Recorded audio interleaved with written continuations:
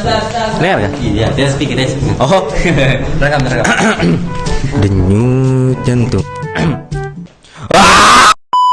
Yes, Assalamualaikum warahmatullahi wabarakatuh. Saya Ifan Syazwan. Kami daripada NMUC. Okay, akak apa nama? Melissa. Akak Melissa, cantik namanya. Okey, akak. Saya ada soalan pertama. Simple je soalan dia. Apa yang akak tahu tentang sejarah pembangunan negara? Sejarah pembangunan negara, nampak dari dulu sampai sekarang memang banyak perbezaan dia lah. Negara kita pun masih terus membangunkan.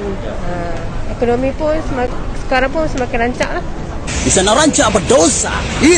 Soalan dua, sebelum tertubuhnya Malaysia, di manakah pusat pemerintahan terbesar di tanah Melayu dulu? Kuala Lumpur? Punya jawapan tak? Pusat pemerintahan yang terbesar pada dahulu adalah di Melaka. Zaman-zaman dulu lagi. Soalan terakhir, siapakah yang menubuhkan kerajaan Melayu pada tahun 1402? 1402? Siapa yang tubuhkan kerajaan Melaka dulu? Tak ingat lah. Tak ingat? Tak ingat. Nama dia Paramiswara, Kak. Okey, sekian itu saja. Assalamualaikum. Saya Syarul Nizam dari SIM 1C akan bertanyakan soalan. Siapakah Perdana Menteri pertama Malaysia? Waalaikumsalam. Saya bukan orang Malaysia lah, datang dari Singapura. Kalau soalan itu saya ingat saya boleh jawab lah.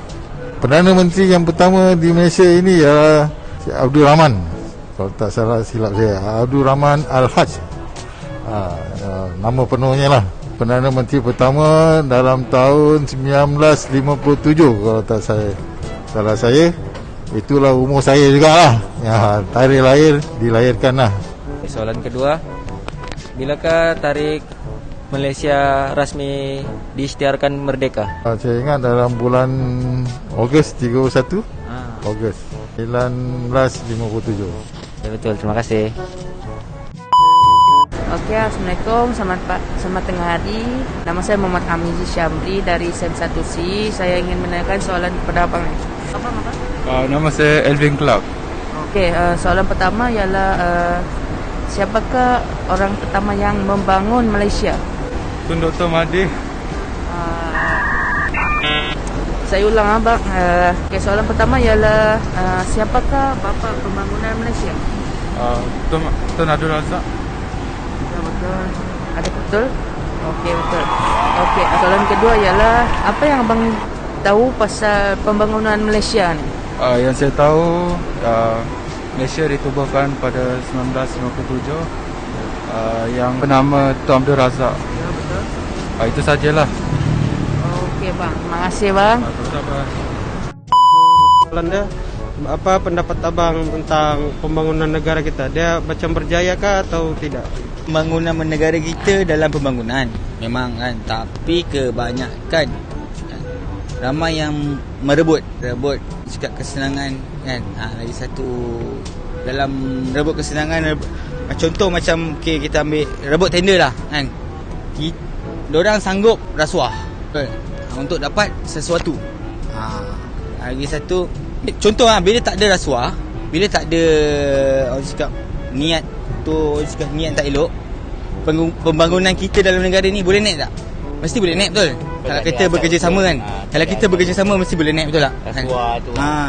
Tapi manusia kan mesti ada kesilapan. Tapi benda ni kalau boleh kita kemukakan pasal negara yang pembangunan, tengok pembangunan yang terbenggalai banyak.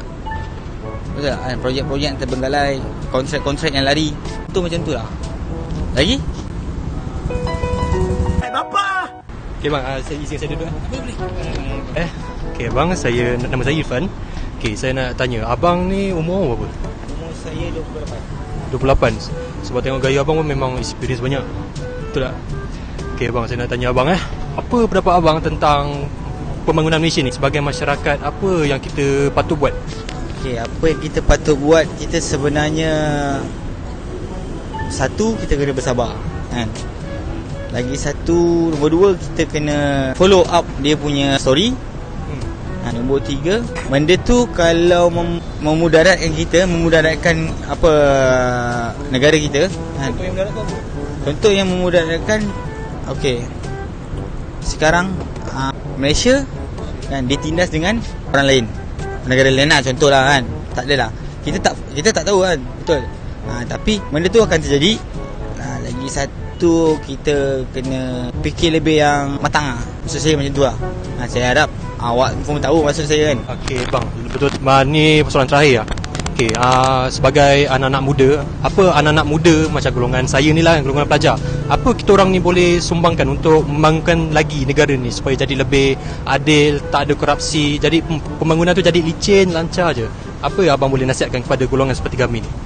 Okey, satu saya nasihatkan, saya pun pernah juga belajar kan. Saya cakap, kita jangan pernah rendah kepada orang-orang yang gelandangan, orang yang mengisap dada. Macam contoh mengisap dada, orang yang mengisap dada tu semua dia panggil orang sakit lah kan. Orang yang tepi-tepi jalan, kita jangan tindas orang. Okey, contoh bila dia keluar, dia kena tangkap, lepas tu dia masuk penjara. Bila masuk penjara, minta kerja, orang takkan terima. Sebab apa? Dia seorang bekas banduan. Betul tak kan? Sepatutnya kita manusia, kita tak boleh pandang orang macam tu. Experience diorang ni lebih daripada kita sebenarnya. Yang saya pernah jumpa, ada yang bahagian otomotif kan, belajar kat Jepun, tapi dia pasal tekanan hidup kan, jadi macam tu. Jadi macam tu, kita tak perlu nak pandang rendah dengan orang kan. Selagi kita boleh bantu, kita bantu kan. Kebanyakan lah sekarang saya cakap sekarang lah kebanyakan lah saya tengok contoh, security guard, diorang memang ambil orang kan, tapi gaji diorang tak bayar. Ada beberapa orang yang saya jumpa lah, kawan-kawan saya kan, yang luarkan kat saya, cakap gaji tak bayar kan, tipu. Lagi satu benda ni kita fikir yang negatif. Kita tak boleh fikir orang tu positif. Ada masa kena fikir negatif. Yep. Memang keluaran kita tengok orang luaran jahat, tapi kita tak pasti hati dia baik ataupun jahat kan. Niat dia nak bekerja, dia nak tanggung kehidupan dia, betul. Dia nak tanggung dia punya diri kan. Kalau dia tak bekerja, kalau dia tak bekerja, macam mana dia nak cari duit, nak cari rezeki kan. Lagi satu, dia perlukan makan, betul tak? Yang ada isteri, ada anak, dia perlukan, dia ada tanggungjawab. Kalau mana tu dia seorang banduan, tak terima dia bekerja, macam mana nak cari rezeki? Jadi situlah puncanya, mencuri, membunuh, menerima rasuah kan. Menjadi kambing hitam. Kambing hitam, awak semua faham kan kambing hitam apa kan. Okey, dan lagi satu penganiayaan. Penganiayaan ni maksud saya macam ni tau. Bila dia dah buat tu semua kerana desakan hidup kan, orang yang sudah buat, contoh orang yang sudah buat ni bila satu masa dia ditangkap, habis dia punya usaha tu sia-sia lah. Betul. Padahal dia buat benda tu untuk rezeki dia, kehidupan dia, tanggungjawab dia. Itu je lah saya yang boleh cakap. Bang, terima kasih banyak-banyak bang. Itu pun saya anggap sebagai nasihat, dan lagi pun dah buka saya punya mata lebih luas. Sebab lagi pun banyak Malaysia ni untuk seperti security guard terima pekerja-pekerja Nepal, pekerja di luar lah. Itu yang pun satu saya nak cakap. Kebanyakan yang saya lihat saya ni dah macam pelancong. Kita orang Malaysia ni dah macam pelancong. Kalau awak tak percaya, Jumaat, Sabtu, Ahad awak tengok depan City Square Mall semuanya orang warga asing.